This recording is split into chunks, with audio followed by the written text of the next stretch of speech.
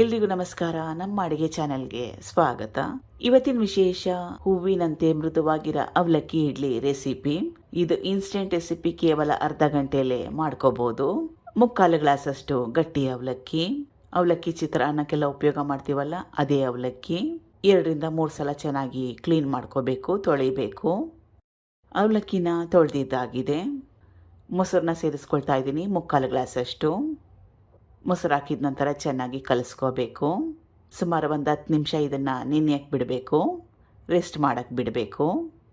10 ನಿಮಿಷ ಆದಮೇಲೆ ಅವಲಕ್ಕಿ ಚೆನ್ನಾಗಿ ನೆಂದಿದೆ. ರುಬ್ಕೊಳ್ತಾ ಇದ್ದೀನಿ. ಅರ್ಧ ಕಪ್ಪಷ್ಟು ನೀರು, ಚೆನ್ನಾಗಿ ನುಣ್ಣಗೆ ರುಬ್ಕೋಬೇಕು. ರುಬ್ಬಿದ್ದಾಗಿದೆ. ದೊಡ್ಡದಾಗಿರೋ ಬಟ್ಲಿಗೆ ಸೇರಿಸ್ಕೊಳ್ತಾ ಇದ್ದೀನಿ. 1 ಗ್ಲಾಸಷ್ಟು ಉಪ್ಪಿಟ್ಟು ರವೆ, ರುಚಿಗೆ ತಕ್ಕಷ್ಟು ಉಪ್ಪು, ಚೆನ್ನಾಗಿ ಕಲಿಸ್ಕೋಬೇಕು. ತುಂಬಾ ಜಾಸ್ತಿ ಗಟ್ಟಿ ಇದ್ದರೆ ನೀರನ್ನ ಹಾಕ್ಕೊಂಡು ಕನ್ಸಿಸ್ಟೆನ್ಸಿನ ಅಡ್ಜಸ್ಟ್ ಮಾಡ್ಕೋಬೇಕು. ಎಲ್ಲ ನೀರನ್ನ ಒಟ್ಟಿಗೆ ಹಾಕ್ಕೊಳಕ್ಕೆ ಹೋಗಬೇಡಿ. ಸ್ವಲ್ಪ ನೀರನ್ನ ಹಾಕ್ಕೊಳ್ತಾ ಕನ್ಸಿಸ್ಟೆನ್ಸಿನ ಅಡ್ಜಸ್ಟ್ ಮಾಡಿಕೊಂಡು ಅವಶ್ಯಕತೆ ಬಿದ್ದಾಗ ನೀರನ್ನ ಸೇರಿಸ್ಕೋಬೇಕು. ಇಡ್ಲಿ ಹದದಲ್ಲಿ ಕಲಿಸ್ಕೋಬೇಕು. ರವೆ ಹಾಕಿ ಚೆನ್ನಾಗಿ ಕಲಸಿದ ನಂತರ ಮತ್ತೊಮ್ಮೆ ಸುಮಾರು 5 ನಿಮಿಷ ನೆನೆಯಕ್ಕೆ ಬಿಡಬೇಕು. ರವೆ ಹಾಕಿರ್ತೀವಲ್ಲ, ಕರೆಕ್ಟಾಗಿ ಸೆಟ್ ಆಗಬೇಕು.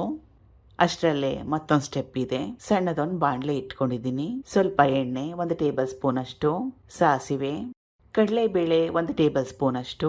ಕಡಲೆಬೇಳೆ ಕೆಂಪಾಗಲಿ. ಕಡಲೆಬೇಳೆ ಕೆಂಪಾದ್ಮೇಲೆ ಹಸಿ ಶುಂಠಿ, ಹಸಿರು ಮೆಣಸಿನ್ಕಾಯಿ, ಕರಿಬೇವಿನ ಸೊಪ್ಪು. ಒಗ್ಗರಣೆ ರೆಡಿಯಾಗಿದೆ. ಹಿಟ್ಟು ಕೂಡ ಕರೆಕ್ಟಾಗಿ ಸೆಟ್ ಆಗಿದೆ. ಒಗ್ಗರಣೆನ ಸೇರಿಸ್ಕೊಳ್ತಾ ಇದ್ದೀನಿ.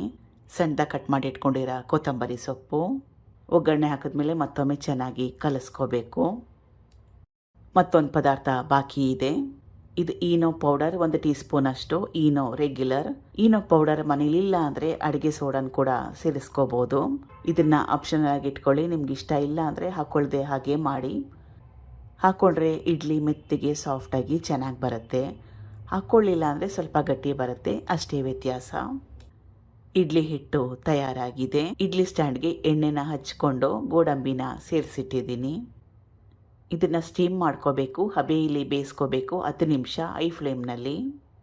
ಈಗ ಸೂಪರ್ ಸಾಫ್ಟಾಗಿರೋ ಅವಲಕ್ಕಿ ಮಸಾಲ ಇಡ್ಲಿ ತಯಾರಾಗಿದೆ.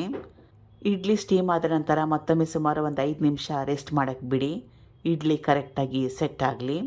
ಬಿಸಿ ಇದ್ದಾಗೆ ಇಡ್ಲಿನ ತೆಗಿಯೋಕ್ಕೋದ್ರೆ ಒಂದು ಪ್ಲೇಟಲ್ಲಿ ಅಂಟ್ಕೊಳ್ಳುತ್ತೆ, ಇನ್ನೊಂದು ಇಡ್ಲಿ ಮುರಿದೋಗೋ ಚಾನ್ಸಸ್ ಕೂಡ ಇರುತ್ತೆ, ಮುದ್ದೆ ಥರ ಆಗೋಗುತ್ತೆ.